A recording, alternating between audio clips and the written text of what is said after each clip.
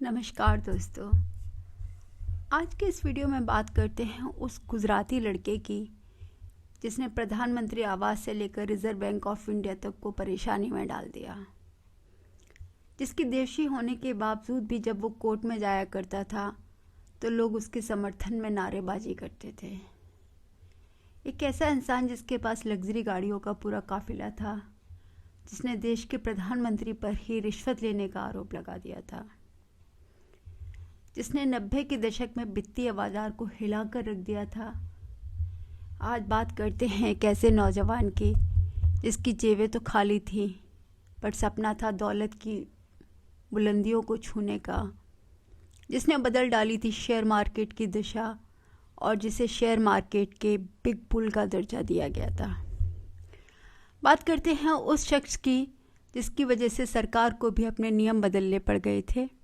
तो इतने लंबे इंट्रोडक्शन के बाद तो आप समझ ही गए होंगे कि मैं बात करने वाली हूँ भारतीय स्टॉक मार्केट के अमिताभ बच्चन कहे जाने वाले हर्षद शांतिलाल मेहता की। 90 के दशक में दलाल स्ट्रीट पर चलने वाला हर शख्स हर्षद मेहता बनना चाहता था, उसके काम करने के स्टाइल को जानना चाहता था, उसे फॉलो करना चाहता था। तो चलते हैं 90 के दशक में। उस समय देश में प्राइवेटाइजेशन बढ़ रहा था। देश के प्राइम मिनिस्टर थे श्री पीवी नरसिम्हा राव और भारत के पूर्व प्रधानमंत्री डॉक्टर मनमोहन सिंह उस समय फाइनेंस मिनिस्टर थे। देश में नई आर्थिक नीतियां लागू की जा रही थी। इसी समय पर 4025 करोड़, आज के समय में अगर बात करें तो लगभग 50,000 करोड़ का एक बड़ा स्कीम सामने आया। ये स्कीम इतना बड़ा था कि इसका हिसाब लगाने में रिजर्व बैंक ऑफ इंडिया के होश फाख्ता हो गए और इसके बाद देश में सेबी नाम की संस्था बनानी पड़ गई जो कि पूरे स्टॉक मार्केट पर नज़र रख सके। इतने बड़े स्कीम के पीछे मास्टरमाइंड थे हर्षद मेहता। हर्षद मेहता का जन्म 29 जुलाई 1954 को राजकोट गुजरात में हुआ था। बीकॉम पास हर्षद मेहता ने अपनी पहली नौकरी न्यू इंडिया इंश्योरेंस कंपनी में एक सेल्स पर्सन के रूप में की, परंतु ऊंचे सपने होने के कारण ये नौकरी उन्हें ज़्यादा दिन रोक नहीं पाई और उन्होंने एक ब्रोकरेज फर्म में नौकरी शुरू कर दी। यहाँ पर उन्होंने प्रसन्न परिजीवन दास को अपना गुरु मान लिया और स्टॉक मार्केट की ABCD उनसे सीखी। 1984 में हर्षद मेहता ने अपने भाई के साथ अपनी खुद की grow more research and asset management नाम की कंपनी शुरू की और यहाँ पर काम करते करते हर्षद मेहता ने एक बात एक्सपीरियंस की कि जैसे जैसे लोग स्टॉक मार्केट में शेयर खरीदते हैं, शेयर के रेट भी बढ़ते जाते हैं और जैसे जैसे लोग शेयर मार्केट में शेयर्स को सेल करते हैं, शेयर के रेट भी डाउन होते जाते हैं। 90 के दशक में आते आते हर्षद मेहता स्टॉक मार्केट का बेताज बादशाह बन गया। वो पारस पत्थर था कि जिस भी शेयर में इन्वेस्ट करता था उस शेयर की कीमतें आसमान छूने लगती थी।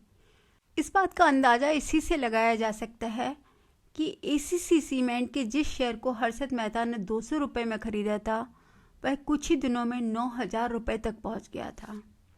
इसके अलावा भी कुछ शेयर जैसे Apollo tyres, TISCO, Videocon, Reliance, Sterlite आदि भी हाई वैल्यूएशन पर पहुंच गए थे। कुछ ही सालों में हर्षद मेहता की इमेज बिजनेस टाइकून में बदल गई और 1990 तक आते आते हर्षद मेहता का नाम आए दिन हर बड़े अखबार और मैगजीन में आने लगा। महंगी गाड़ियों के इसके शौक ने उसे सेलिब्रिटी बना दिया था। स्टॉक मार्केट में हर्षद मेहता का नाम बड़े अदब के साथ लिया जाने लगा और इन सब के बीच एक सवाल लोगों के बीच उठने लगा कि आखिर हर्षद मेहता जैसा एक छोटा सा ब्रोकर इतना पैसा शेयर मार्केट में इन्वेस्ट कहाँ से कर रहा है। क्या वास्तव में हर्षद मेहता के पास इतना पैसा था? हर्षद मेहता के पास हजारों करोड़ रुपए नहीं थे तो फिर इतना पैसा स्टॉक मार्केट में आ कहाँ से रहा है? खैर, 23 अप्रैल 1992 को टाइम्स ऑफ इंडिया में एक आर्टिकल छपा। आर्टिकल की राइटर थी टाइम्स ऑफ इंडिया की फाइनेंस जर्नलिस्ट सुचेता दलाल। सुचेता दलाल ने बताया हर्षद मेहता बैंक से एक बैंक रिसीट यानी कि BR बनवाता था। इस बैंक रिसीट से उसे दूसरी बैंक से आसानी से पैसा मिल जाता था। इस पैसे को वह स्टॉक मार्केट में लगा देता था। साथ ही 15 दिन के भीतर वह बैंक को पैसा मुनाफे के साथ लौटा देता था। इस पूरी प्रक्रिया में कुछ बैंक कर्मचारी भी मिले हुए थे और इस प्रकार बैंक की तकनीकी कमियों का फ़ायदा उठाकर उसने बैंक की जमा पूंजी को शेयर मार्केट में लगा दिया था। एसबीआई से 500 करोड़ रुपए गायब होने की बात भी सामने आई और हर्षद मेहता द्वारा बैंकों को पैसा इलीगल तरीके से यूज करने की बात भी सामने आई। इस तरह की खबर न्यूज़पेपर में छपने के बाद मार्केट में हड़कंप मच गया। मई 1992 में सेंसेक्स एकदम से डाउन होकर लगभग आधे पर आ गया। स्टॉक मार्केट क्रैश होने के बाद उस समय के finance minister doctor Manmohan Singh ने 4 मई 1992 को पार्लियामेंट में स्टेटमेंट दिया कि ऐसा लगता है कि बैंकों का पैसा स्टॉक मार्केट में यूज़ हुआ है। ये स्कैम सामने आने के बाद 30 अप्रैल 1992 को फर्स्ट इन्वेस्टिगेशन कमेटी बनाई गई। इस इन्वेस्टिगेशन कमेटी का नाम था जानकी रमन कमेटी। जानकी रमन उस समय आरबीआई के डिप्टी गवर्नर थे। जानकी रमन कमेटी ने अपनी इन्वेस्टिगेशन के आधार पर यह पता लगाया कि इस स्कैम से बैंक्स और फाइनेंशियल इंस्टीट्यूशन को 4025 करोड़ रुपए का लॉस हुआ था। इतने बड़े लॉस की न्यूज़ सुनकर पार्लियामेंट में हंगामा हो गया और अपोजिशन फर्दर इन्वेस्टिगेशन की डिमांड कर रहा था। 17 अगस्त 1992 में एक जॉइंट पार्लियामेंट्री कमेटी बनाई गई। जून 1992 में ही इस केस ट्रायल के लिए स्पेशल कोर्ट भी बनाई गई थी। जॉइंट पार्लियामेंट्री कमेटी के साथ साथ सीबीआई भी अपनी इन्वेस्टिगेशन कर रही थी। इन्वेस्टिगेशन के तहत 9 नवंबर 1992 को हर्षद मेहता को अरेस्ट कर लिया गया। उसके भाई के और उसकी फैमिली के दूसरे मेंबर्स के बैंक अकाउंट फ्रीज कर दिए गए। हर्षद मेहता के ऊपर 72 क्रिमिनल केस और अप्रॉक्स 600 सिविल केस भी लगाए गए। हर्षद मेहता और उसकी फैमिली को सेबी ने स्टॉक मार्केट से हमेशा के लिए बैन कर दिया। हर्षद मेहता ने उस समय के सबसे बड़े वकील राम जेठमलानी को अपॉइंट किया। जून 1993 में राम जेठमलानी और हर्षद ने साथ में एक प्रेस कॉन्फ्रेंस बुलाई। इस प्रेस कॉन्फ्रेंस के जरिए उसने भारत के तत्कालीन प्रधानमंत्री पीवी नरसिम्हा राव पर केस से बचाने के लिए 1 करोड़ रुपए की रिश्वत लेने का आरोप लगाया। हालांकि इसका कोई पुख्ता सबूत नहीं मिला। कांग्रेस और राव ने इसे पूरी तरीके से नकार दिया। डायरेक्ट प्राइम मिनिस्टर का नाम लेने से संसद में हंगामा हो गया।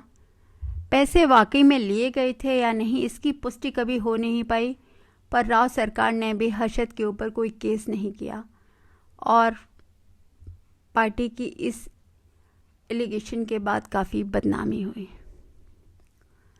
दिसंबर 1993 में जॉइंट पार्लियामेंट्री कमेटी ने एक रिपोर्ट सबमिट की। ये रिपोर्ट काफ़ी चौंकाने वाली थी। इस रिपोर्ट के अनुसार ये स्कैम 1992 में नहीं बल्कि 1985 में ही स्टार्ट हो चुका था और इस स्कैम में आरबीआई की टॉप मैनेजमेंट, फाइनेंस मिनिस्टर, दूसरे बैंक्स और कई और मिनिस्टर्स इन्वॉल्व थे। और सबसे इंटरेस्टिंग चीज़ ये थी कि जानकी रमन जी जो कि आरबीआई की डिप्टी गवर्नर थे, उन पर भी ब्लेम आया।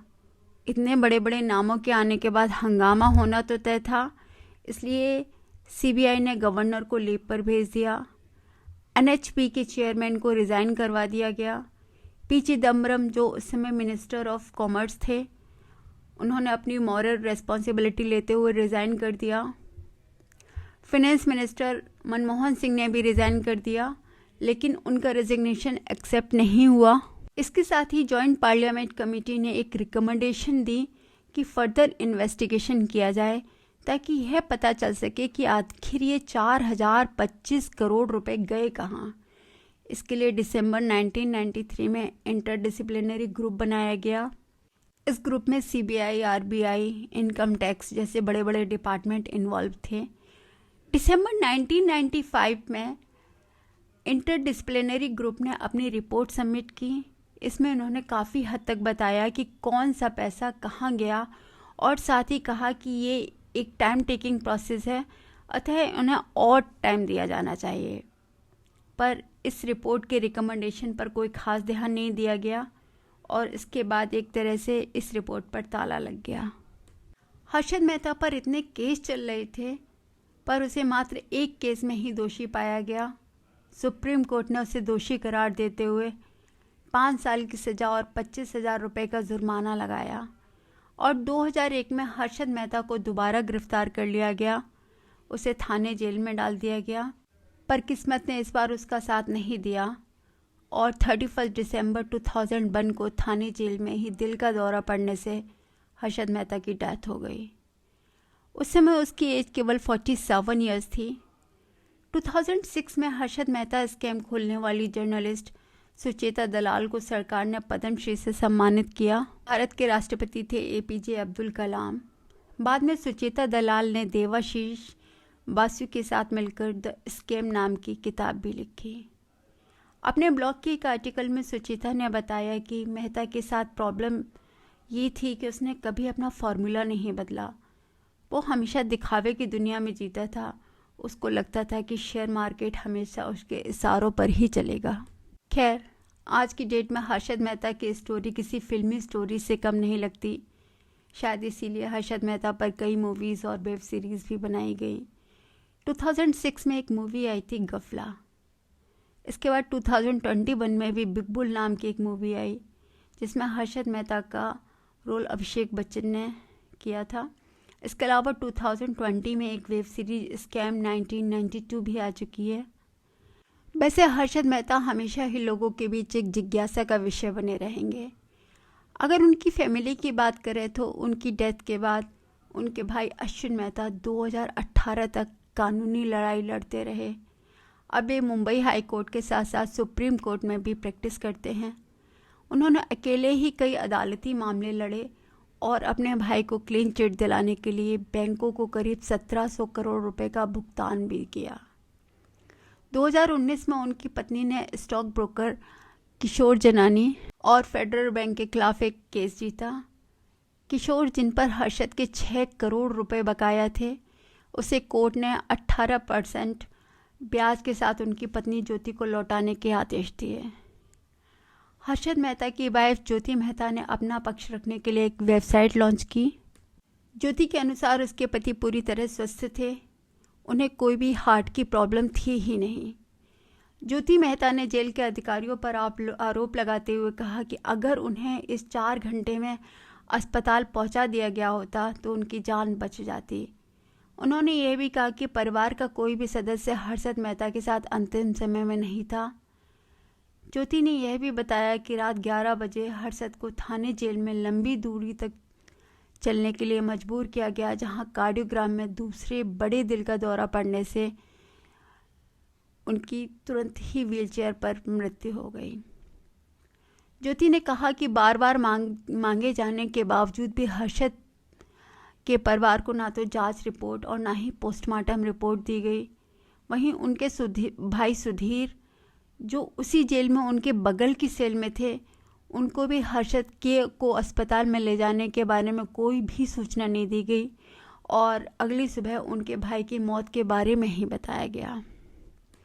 ज्योति मेहता ने यह भी बताया है कि कस्टोडियन ने मेहता की संपत्तियों को बेचकर 6,000 करोड़ से अधिक की रकम विभाग के नाम जारी करा दी है।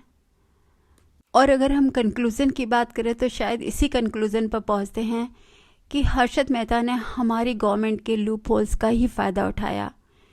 और इसी के साथ इस वीडियो को समाप्ति की ओर ले चलते हैं। Thank you.